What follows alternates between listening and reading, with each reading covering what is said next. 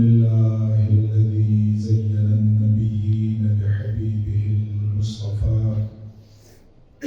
ومن على المؤمنين بحبيبه المجتبى، والصلاة والسلام على خير الورى سيد الأنبياء محمد المصطفى وعلى آله وأصحابه وأزواجه وذرياته وأهل بيته أهل التقى والنقى. أما بعد، فأعوذ بالله من الشيطان الرجيم. بسم الله الرحمن الرحيم. والكتاب المبين إنا أنزلناه في ليلة مباركة إنا كنا منذرين فيها يفرق كل أمر حكيم. صدق الله العظيم وصدق رسوله النبي الكريم الأمين، ونحن على ذلك لمن الشاهدين والشاكرين والمطمئنين، والحمد لله رب العالمين. وقال رسول الله صلى الله عليه وسلم: إذا كانت ليلة النصف من شعبان فقوموا ليلها وصوموا نهارها. رواه ابن ماجه، أو كما قال عليه الصلاة والسلام: إن الله وملائكته يصلون على النبي يا أيها الذين آمنوا صلوا عليه وسلموا تسليما. اللهم صل على سيدنا محمد وعلى آل سيدنا محمد صلاة دائمة مقبولة تؤدي بها عنا حقه العظيم. الصلاة والسلام عليك يا رسول الله، الصلاة والسلام عليك يا حبيبي يا حبيب الله، الصلاة والسلام عليك يا رحمة للعالمين، وعلى آلك وأصحابك يا سيدي يا شفيع المذنبين. ډیرو درنو قدرمنو عزتمندو مشرانو همزولو ماشومانو محبینو عاشقانو ټولو ته السلام علیکم ورحمة الله وبرکاته. محترم حاضرینو، اسلامی اتم میاشت شعبان المعظم د برات میاشت نن د هغې لسم ورځ ده، 10 شعبان المعظم. انشاءالله تعالی چې اله العالمین ته منظور وي بفضل الله د چهارشنبې په شپه باندې په روانه هفته کې د منګل ورځ او د چهارشنبې شپه انشاءالله تعالی د شب براءت شپه ده چې هغې ته د پنځلسي شپه ویل کېږي. نصف شعبان هغې ته ویل کېږي لیلة البرکه، لیلة الرحمه، لیلة البراءت، لیلة الصدق، لیلة الإجابة. دا ټول نمونه علماء کرامو، فقهاء کرامو، محدثینو ولو ورکړي دي د احادیثو په تناظر کې. هغه شپه انشاءالله تعالی د چهارشنبې د پاکستان د اعلان مطابق شپه وي. تاسو ټول داسې مه ووایم چې هغې ته تیاری وکړئ او دا چند مخصوص شپې دا زموږ لپاره د الله جل جلاله طرف نه یو پیکیج غوندې چې ډېر لږ عبادت په ډېر څه باندې قبول او منظور وي الله تعالی ته. دا ژوند کې دا شپې کمې راځي، څه شی به وشي، څه به وشي که زموږ او ستاسو د ملا او اړخ یو نیمې ګنټې لپاره د خپلې هغې بسترې نه راوچت شو چې په 50 کلو کې موږ او تاسو دا اړخ هغې نه نه دی اوچت کړی، او دا به خوبونه دي شپې او دا به خوبونه دي. زه خپل ځان خبره کوم، تاسو خبره شئ کېدای شي تاسو کې به د شپې عبادت کوونکي څوک او دا موږ چې وایي نو دې زما خپل ځان مرادي موږ چرته خدای پاک ونه درېږو او بیا په دغسې شپو کې یو دوه رکعته لمونځ یو سل کرتې استغفار یو سل کرتې درود پاک خیرات او صدقاو په دې شپو کې سخاوت خدای پاک نه توفیق غواړو چې الله تعالی موږ توفیق راکړي. زموږ ستاسو نن موضوع او بیان هم د براءت د شپې د عبادت فضیلت دی او د هغې متعلق څومره احادیث راغلي دي په هغې باندې خبره کومه په دې نیت باندې چې موږ او تاسو ورته راغب شو هغې طرف ته لږ شوق پیدا شي لږ عبادت په طرف باندې موږ او تاسو لاړ شو کیدای شي خدای پاک جل جلاله زموږ او تاسو په افرادو کې د چا عبادت خوښ شي او دا یو کس د خطر د زموږ او تاسو ټولو مخانه الله تعالی وکړي. دیکھو چاته څه پته نه لګي چې الله جل جلاله د چا عبادت خوښ دی او څوک یې خوښ دی. دې وجه نه نن به زموږ موضوع د نصف شعبان د شب براءت د شپې د عبادتو فضایل. ګورئ په ابتدا کې یو خبره درته کوم. بعضې کسان دا خبره زه ډېر په افسوس سره کوم چې بعضې کسان په دغې خاص شپو کې په عبادت کولو باندې خلک کوشش کوي چې خلک منع کړه او دا نه دي راغلي او دا نه دي ثابت او دا چا ویلي او دا چا کړي. داسې ډېر نو هغو خلکو په زړو کې یو قسم لا تذبذب او یو قسم لا شک او شبهات دا پیدا شي او یو هغه داسې عبادت نور کوي چې دا مولانا صاحب دی زه هغوی ته سوال کړم چې د مخلوقاتو د بندګانو دا رابطې خپل رب سره قایم کړي. پرېږده چې خلک یو دوه رکعته لمونځ وکړي یار په سجده کې به هم څه نارواته وي په قیام کې به هم څوک په قیام کوه هغه به الله تعالی نه خوښ. سجده به ته خدای پاک ته تندی لګي او سبحان ربي الاعلی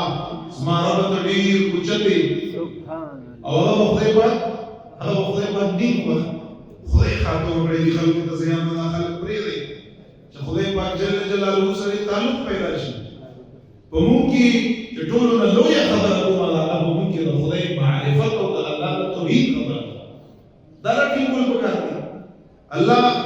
کوشش وکړو چې موږ الله معرفت حاصل کړو رب دې وغواړو. الله معرفت انسان ته په بستره کې نه ملاوي چې بستره کې ته کمبله کې ګرم پروت دی جانماز ورته واچوي په نفل ورته ودرېږي ورته وژاړي سجده کې استغفار وایي رب اغفر لي رب اغفر لي رب اغفر لي او خدای پاک تعالی आवाज درکړه ته ځمکه سجده کې وایي چې یا الله رب ته عرش وایي لبیک یا عبد ازما بندا زازه وایي څه وایي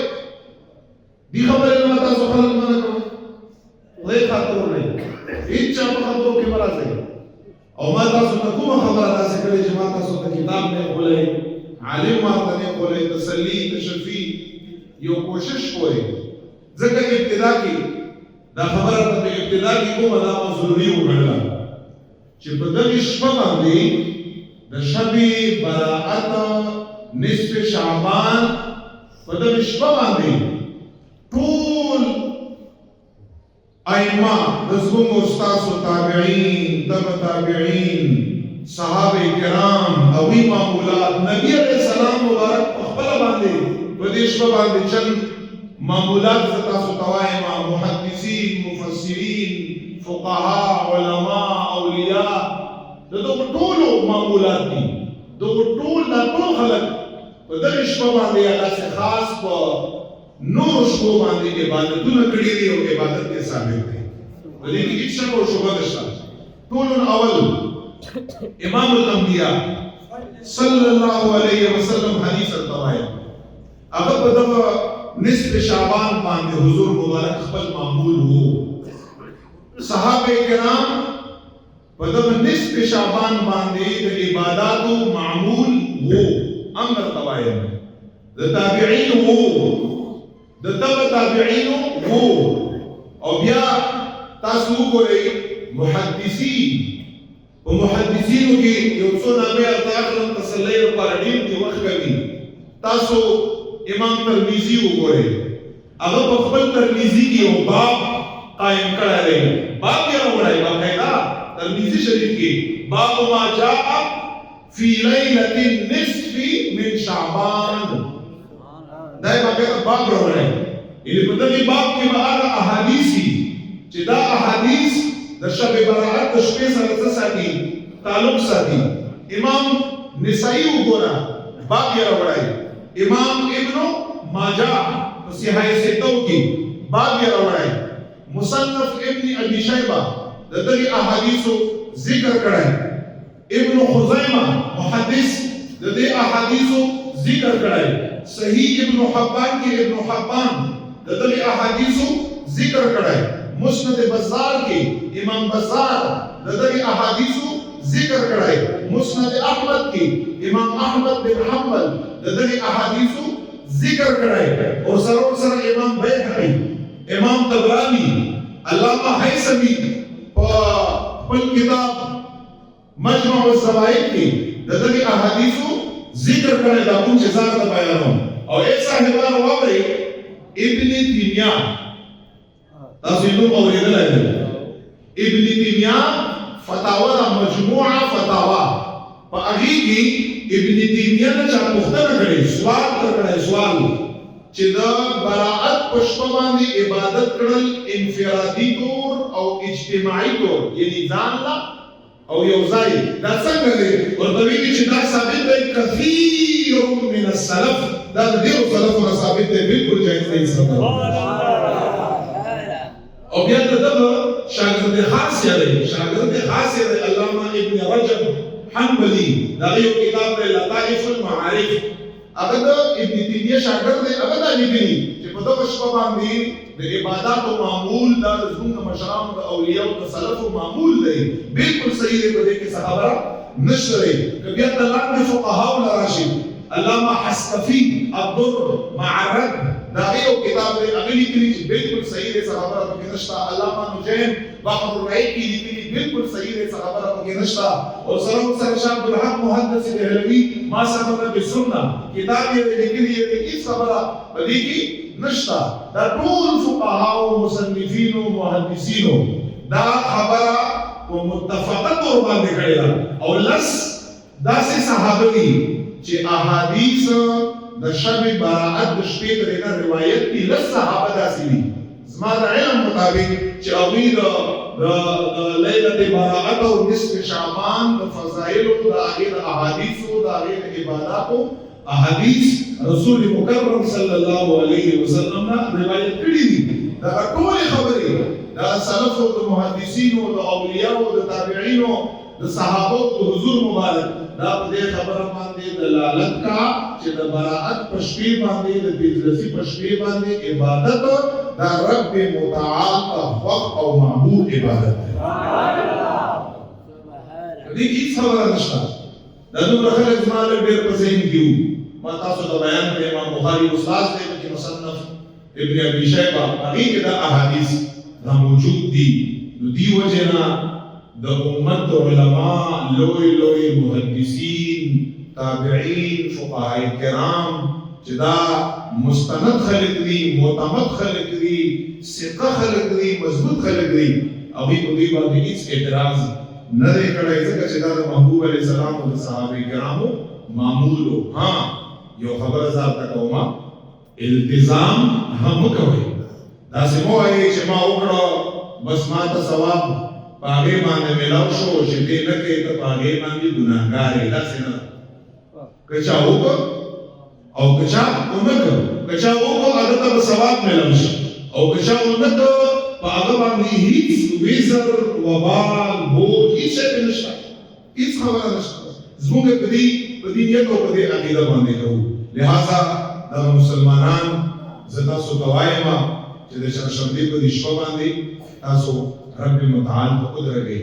په دې باندې عبادت وکړئ، نفل وي، که ذکر و اذکار وي، که تلاوت وي، که درود پاک وي، که خیرات او صدقه وي، که خیر ښېګړه وي، هر څه دا ټولې نیکۍ دي. 2 رکعتۍ، 4 رکعتۍ، یو رکوع وي، نصف وي د سپارې، ربع وي د سپارې. دې ته په کوم نظر باندې وګورئ دا ډېر عبادت دی الله جل جلاله یا هغه یې قبلوي. اوس راځم زه په حدیثو کې د دغې شپې فضایل درته بیانوم. ټولو نه اول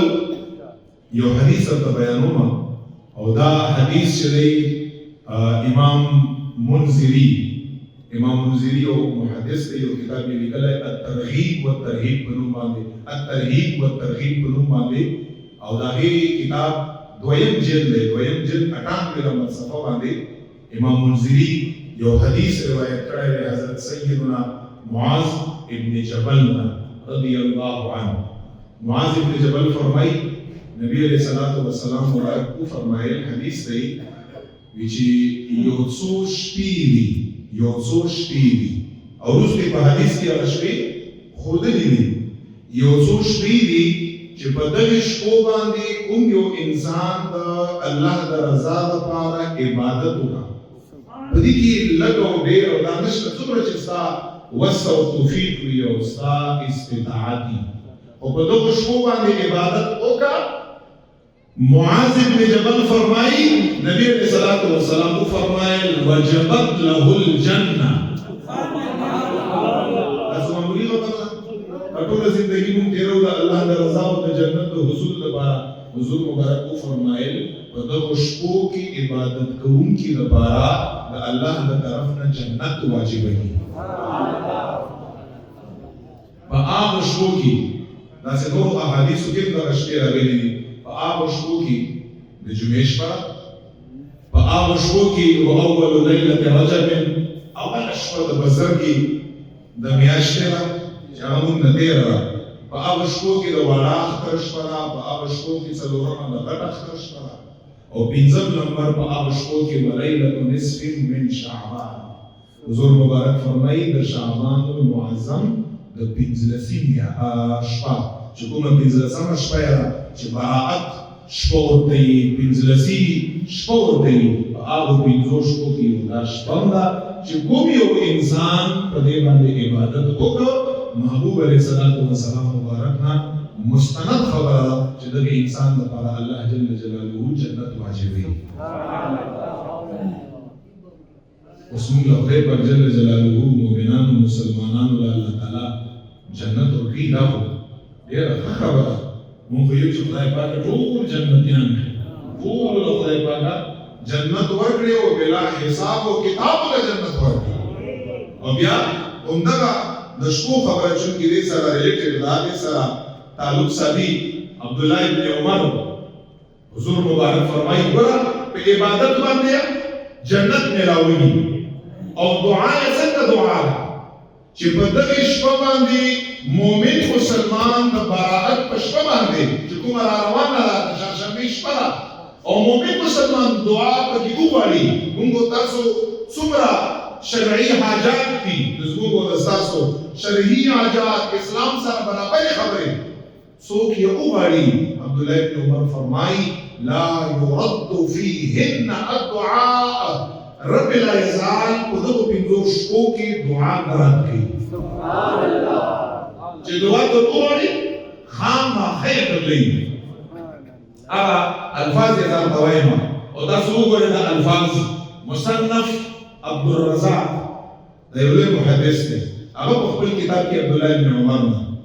السنن الكبرى للامام البهقي، امام بهقي کتاب دی، فضائل الاوقات امام بهقي کتاب دی. دغه ټولو دا خبره عبدالله ابن عمر نه رضی الله تعالی عنه دا خبره دا روایت کړې ده چې 5 لیال لا يرد فيهن الدعاء. 15 شپې دي، 15 عبدالله ابن عمر فرمایي، او دا کتابونه مې ما ته واخیستي چې حضور مبارک فرمایي چې 15 شپې دي لا يرد فيهن الدعاء، چې په دغو 15 شپو کې د رب متعال د شریعت سره سمه او برابره هر قسمه دعا په ځمکه باندې زما امتي وغواړي، رب لا یزال یې خامخا قبلوي.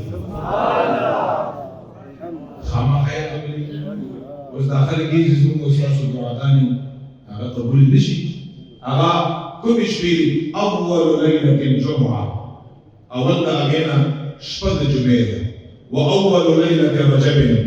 او اول شپه رجب ده وليلتا العيد او دوشبي د اخترونو دي وليله النصف من شعبان او د پنځلسي شپه د شعبان المعظم د شب براءت شپه د پنځلسي شپه دا شپه عبد الله بن عمر فرمایي لا يرد فيهن الدعاء دغه شپه کې چې سړی لږ غوندې د الله جل جلاله د رضا لپاره عبادت وکړو بیا خپل رب متعال الله سوچت کا نو په دغه کې د انسان دعا چرته داسې نه ده شوې چې الله جل جلاله نه قبول کړي رب متعال په خپله باندې تا ته اواز کا چې ای زما بنده که څه شی دې مانه وغواړه څه شی دې مانه وغواړه او دا حدیث د سیدنا علی کرم الله وجهه الکریم رضی الله تعالی عنہ دا مبارک میں روایت ہے امام علی رضی اللہ تعالی عنہ فرمائی مسند احمد حدیث تے امام احمد بن حنبل بخبر مسند کی روایت کرے علی رضی اللہ تعالی عنہ فرمائی شکل چې د شب براءت شپشي د خدای پاک جل جلاله د شان مطابق څنګه چې شان سره لایقي الله تعالی هر ځای کې موجود دی هغه د شان مطابق وي چې خصوصي توګه باندې په اول اسمان باندې توجه زیات دی یعنی په اول اسمان کې علی شیر خدا فرمایي چې کله انور د لیلۃ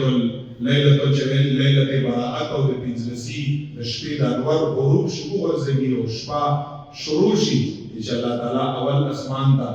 د خپل د شان مطابق راشي او چې سحر پورې حتى يطلع الفجر تر دې پورې چې سبعي مونځ راشي چې دا اوازونه کا شته تاسو کې څوک چې مانه بخنه وغواړي الا من مستغفر شته تاسو کې څوک مونږه څومره خطاکار او سیاکار او تورمخیو کبایرو د صغایرو یو مجموعه شته تاسو کې څوک چې بخم په دغه شپه که څوک وي په ما باندې د نن شپه خپل ځان وبخي ماته د ووایي چې او رب زه یم ما وبخه ویدې نه پسې چې هل من مسترزق شته څوک چې چا رزق تنګ دی په چا باندې رزق تنګي ده د چا غریبي ده د چا فقر دی شته څوک په تاسو حاجت لرئ چې مانا رزق تنګي لري کول هغه رانه وغواړئ او د رزق وسعت او فراخي هغه رانه امرانو داسې راته ووایئ چې خدای رزق تنګي ما خدای لرې کړه په رزق کې مو وسعت او فراخي راغله شته څوک داسې چې مانه دعا وغواړي چې زه ورته سوال قبول کړم رزق تنګي ترې نه لرې کړم الله فرمایي او د رزق فراخي وله ورکړم رب ته ستانه ډیمانډ شته څوک ودرېږئ ماته ووایئ بیا فرمایي الا من مبتل درېیم نمبر اواز کا شته څوک په مصیبتونو کې مبتلا په غمونو کې مبتلا په مشکلاتو کې گیر په تنګیو کې گیر شته څوک لږ په ګناهونو کې زمانه تښتېدونکی چې مخکې تللی دی ځان باندې ظلم کړی په ځان باندې زیاتی کړی په غمونو دردونو تکلیفونو کې مبتلا دی الا من مبتل شته څوک داسې فاعافیه رب یې چې زوله عافیت ورکړم زه خلاص کړم د تکلیفونو نه د مشکلاتو نه د مصیبتونو نه د تنګیو نه د تیرو نه د خفګانونو نه زوله عافیت ورکړم شته څوک داسې بیا علي شریف الله فرمایي نبی علیه الصلاة والسلام دا درې خبرې ښکاره وکړې او بیا یې نور پسې داسې وي چې الله قضا وقضا الله قضا وقضا الله نورې خبرې دا درې نه کړي او نبی علیه السلام نورې بیا داسې بیان کړي چې بیا داسې او بیا داسې ډېرې دعاګانې بر طرف نه او ډېر ما تعالی خدای پاک جل جلاله افر راکړي د نور خبرو شته څوک چې زه خپل معرفت ورکړم شته څوک چې زه سره مینه وکړم شته څوک چې خپل ځان طرف ته مایل کړم شته څوک چې په ایمان او دین په خوږوالي باندې پوه کړم شته څوک چې رسول الله مبارک اطاعت باندې وغواړي جنت باندې وغواړي جهنم نه ازادي نه وغواړي چونکې دا غټ سوالات دي او دا الله تعالی ته ډېر واړه دي او موږ تاسو ته وایي حضور مبارک فرمایي حتی یطلع الفجر تر دې پورې الله لګیایي ونشفه اوازونه که چې شته موږ ستاسو په فکیږي موږ په بسترو کې یو اړخ په بل اړخ باندې اورو پراتیو او خوبونه او دغه اوازونه موږ نه تیر شي د الله جل جلاله دغه آفرې موږ له خدای پاک راکېدا موږ په بسترو په خوبونو کې تیر شي او دغه یو شپه موږ الله جل جلاله له نشو ورکولی چې موږ ورته ووایو چې او ګناه کوونکی یم زه یم او په ګناه باندې بخښنه غوښتونکی یم او ربه زه یم رزق تنګۍ کې یم وسعت غوښتونکی یم زه یم او په مشکلاتو کې یم د مشکلاتو نه دې نجات غوښتونکی یم زه یم د ستا معرفت غوښتونکی یم زه یم د رسول الله مبارک اطاعت او شفاعت غوښتونکی یم زه یم د جنت متمنی زه یم د جهنم نه د نجات او د خلاصي دعا کوونکی یم زه یم دا ټولې خبرې ورته وکړئ او دغه د خدای پاک جل جلاله اوازونه دي تر سبعي پورې چې د سبعي ټیم هغه داخل شي او د مانځه ټیم داخل شي بس دغه اوازونه د الله جل جلاله ختم شي او ځکه ختم شي چې دا مبارک شپه دا ورسره ختم شي هغه شپه چې په حدیثو کې لیلة الرحمه رحمت شپه ورته ویل شوې ده لیلة البرکه د برکت شپه ورته ویل شوې ده لیلة البراءه د نجات شپه ورته ویل شوې ده لیلة الاجابه د دعاګانو د قبلولو شپه ورته ویل شوې ده لیلة الصدق د زما او د ستا د جنت د کاغذاتو د لیکلو چې جنت کاغذ هم په دغه شپه باندې لیکلی کېږي او د جهنم نه د ازادۍ کاغذ لیکلو والا صدق هغه دستاویزاتو ته ویل کېږي کاغذ ته ویل کېږي په دغه شپه باندې ما او تا الله جل جلاله باندې دا خپل کاغذ د جنت هغه لیکلی شو او د جهنم نه د براءت هم چې سوال ورته وکړو وزاري ورته وکړو یا صدق معنا دستاویزات دي الله جل جلاله د تقدیر د څه حساب د زما او د ستا په دې شپه باندې د یو کال پورې فرشتو ته حواله شي چې دا مې عمر او دا مې رزق او دا مې مرګ او دا مې ژوند او دا مې خوشحالي نو په دغه شپه باندې به عمر فاروق تاسو هغه نه چا زده کړئ چې عمر فاروق رضی الله تعالی عنہ په دې شپه باندې خدای پاک جل جلاله ته ویښو څومره لوی شخصیت عمر فاروق رضی الله عنه داسې شخصیت چې دین یو تقویه ورکړي حضور علیہ الصلوۃ والسلام مبارک مراد دی مرید نه مرید ویل کېږي هغه ته چې زه وایم چې دا زما پیر سی دی او تاسو ما ځان سره په بیعت کې وخلا خیر نه ما قبول کړم ما زور طریقې ستوکم چې ما سره بیعت وکړم زه مرید یم او چې مرشد ته وایي چې ما سره بیعت وکړه هغه ته مراد ویل کېږي عمر فاروق رضی الله تعالی عنہ رسول الله مبارک چې تاسو مرید نه تاسو مراد ما تربنا غوښته ربنا خدای اللهم اعز الاسلام باحد العمرين وعمر الدوا يوم ابو جهل عمر ابن هشام او يوم دن عمر ابن خطاب خدای په دغه عمر کې چې کوم ستا خوخي ازمان خوخ دی یو عمر در نوارم اسلام الله ورکړه ایمان الله ورکړه رب متعال عمر فاروق رضی الله تعالی عنہ ایمان ورسره دغه مرادي رسول دی صلی الله علیه وسلم چې رسول الله مبارک څوک د خدای نوم وړي هغه د څه ویل کېږي هغه ته عمر فاروق ویل کېږي هغه معمول بسو څومره لوی خلک هغه معمول بداو چې په دې شپه باندې عبادتونه وکړه د براءت په شپه باندې چې کومه د چهارشنبې شپه روانه او بیا به د هغې نه پس دا دعا چې خدای پاکه تیر کال چې دا یو کال تیر شو او ته د هغې ټول تقدیر حصې نه د یو کال تقدیر حصه فرشتو ته حواله کړي چې دا پسې وچلوئ په دې کال باندې خدایه که په تیر کال باندې زه په سعیدو کې وم سعیدو کې که تیر کال زه په نیکبختو کې وم خدایه نیکبختو کې مه برقرار وساتې خو خدای که تیر کال زه کمزور یم زه په شقیو کې وم زه په بدبختو کې وم زه ستا په ناخوښ بندګانو کې وم رب کریم دا کال ما شقاوت په سعادت باندې بدل کړي دغه کال ما خدای خپلو ښایستو بندګانو کې نوم ولیکي بس دا داسې یو دعا ده چې څوک نیکبخته شو نو نیکبخته جنتین دی نیکبخت هغه ته ویل کېږي چې جنتي دي او په دنیا هم کامیاب دي او په آخرت هم یو جامع لفظ دی چې خدای پاک سعیدو کې مشمار کړی او په سعیدو کې ما پکې برقرار ما کړی او پکې نو ما تیر کال خدای سکال ما پکې واچي موږ تاسو دا خبرې زدم دي او صحابه کرام مبارکان دا ټول خبرې سړي دا یې کړې دي دا څه دعاګانې په دغه شپه باندې او حدیث ته ابن ماجه نبی علیہ الصلوۃ والسلام فرمایي اذا كانت ليله من نصف شعبان فقوموا ليلها وصوموا نهارها دا ابن ماجه حدیث دی نبی علیہ الصلوۃ والسلام فرمایي چې کله د براءت شپشي د پنځلسي شپشي فقوموا ليلها زما امتیانو شپې قیام وکړئ شپې عبادت وکړئ د حضور مبارک وصوموا نهارها او ورځې بیا پسې څه ونسئ ورځې بیا پسې نفلي روژه ونسئ نبی علیه الصلاة والسلام فرمایي دا خبرې زما او تا لپاره حضور مبارک خوښه کړې ده زما او په تا باندې څه ده ما او په تا باندې پرزو ده چې شپې قیام وکړئ څومره چې ستا وسي او ورځې چې دی نو بیا روژه ونسئ دا څنګه چې ښایسته ورځې دي یخې ورځې دي دومره اوږدې دي لنډې ورځې دي خدای پاک موږ ته توفیق راکړه او په آخر کې دا خبره ورته کومه بیا زه خپلې خبرې ختموم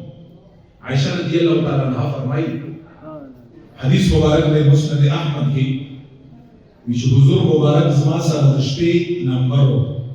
حضور مبارک په ټولو بیبیانو باندې نمبر د شپې تقسیمو ویچ کله چې داسې نیم د شپې شو داسې نیمه شپه تېره شوه او نیمه پاتې شوه وایي زه چې راپاڅېدم نو حضور مبارک ما سره په حجره کې یعنې په خپله کمره او حجره مبارکه کې نه عایشه مبارکه فرمایي زه خو بتقاضی بشر زنانه ما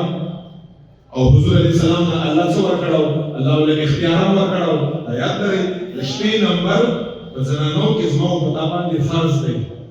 حضور مبارک الله اختیار ورکړاو څوک ځان ته نږدې کی څوک ځان لري کی یا رسول الله مبارک ساته اختیار دې ساوه حضور مبارک بیان څه کړی بیا یې عادل کړی یو شپه چې زیاته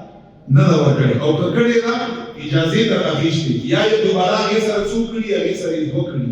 امام الانبیاء امام العادلین بشرافات دفنو نو په خپل باندې اختیار صفا صفا وایي چې ما په زړه کې دا رااله چې حضور مبارک زه پرې خو دې مو بلې بیبي له تلای دا په زړه کې رااله سره ولي هغه خبره وکړه چې په زړه کې راشي بیا یې ونه صحابه خو پاکان خلک خو خیر تلاش کې پسې راووتم تلاش کې یو ځای کې ګورم بل ځای کې ګورم چې چرته دی زور ته ګیله وکړم وی چې کاته مې تلاش کې کوي چې حضور مبارک په جنت البقیع کې ولیا صحابه چې کوم ملګری دوستان یې مخکې تللی دنیا نه دې دا پته ولګېده چې په دې شپه باندې پلار او مور قبر له تګ دا مستحب د پیغمبر علیه السلام طریقه وللاړ شي ځکه چې د بخښنې شپه رب ته ووایي چې خدای دا وبخښه دې خاطر زه دنیا لا راغلی یم یا که ژوندي خدای دې یاد کړه چې خدای مغفور او مرحوم یې کړه زما الله مو وایي جنت البقیع کې ولاړ دی او ژړاګانې کاوه خدای پاک دا صحابي درغلی دا درغلی دا ټول ښه معامله ورسره وکړه او درجات یې بلند کړه او ډېرې دعاګانې وایي زه حیرانه شوم وایي چې حضور مبارک چې کله مقبرې جنت البقیع نه په مدینه شریفه کې کله بهر ووته وایي ډایرکټ یې ما ته ووایي ډایرکټ چې ستا په زړه کې دا خیال راغلی او که نه چې زه به بلې بیبي له تللی یم ډایرکټ وایي چې ما ورته ووایي چې ما خو دا خیال و چې ته به بلې بیبي له تللی ځکه ستا ته خو اختیار دی الله اختیار درکړی چې راته ویې فرمایل چې نه بلې بیبي له نه یم تللی تا ته پته نشته نن شب براءت دی شب براءت دی او زه راغلم بقیع د دوی لپاره مې استغفار او دعاګانې غوښتې وایي چې بیا ما ته متوجه شو وایي چې ما ته یې وفرمایل عایشې مبارکې په دغه شپه ده شب براءت په شپه باندې تا ته پته ده چې الله تعالی څومره خلک بخي په عربو کې یو قبیله وه هغې ته به وي بنو کلب او د دغې بنو کلب ګډې او بیزې دا ډېرې زیاتې وي یو روایت کې راځي د څلوېښتو زرو نه هم زیاتې وي دوی سره ډېرې وي تاسو سوچ وکړئ چې د هغوی په ملا باندې به څومره ویښته او وړۍ څوک یې شمارلی شي وایي چې ما ته نبي علیه السلام همدا وویل چې عایشې مبارکې تا ته پته ده نن شب براءت شپه ده او څوک چې الله تعالی نه بخښنه او مغفرت وغواړي په نن شپه باندې الله تعالی د بنوکل د ګډو د بيزو د ملا د ویښتو نه ډېر خلک بخښي. هغې نه ډېر هغې برابر یې دي هغې نه ډېر خلک بخښي الله تعالی. رحمت د رب متعال او په جوش کې قسم دې رب نه بخښنه وغواړي رب هم بخښي. که زمونږ دا ګناهونه د اوریځو ته اسمانونو ته زمونږ دا ګناهونه ټوله ډېر چې عرش ته رسېدلي دا ټوله فضا تر ډکوي کبایر مې صغایر مې هر څه د ګناهونه وي الله په ذات قسم چې د رب چوکټ او دروازه چې هغه د زمونږ لپاره جانماز دی هغې له راشه رب ته سجده باندې سر کېږده او ورته ووایه چې معاف کړه انشاءالله د حضور مبارک په فرمان باندې به الله تعالی زما او تا ته بخښنه او مغفرت کوي. تاسو خالي څه شئ خالي راشئ په دې شپه باندې نو دې وجې نه خدای پاک د شپه زموږ لپاره د مغفرت شپه وګرځي د برکت شپه دې الله وګرځي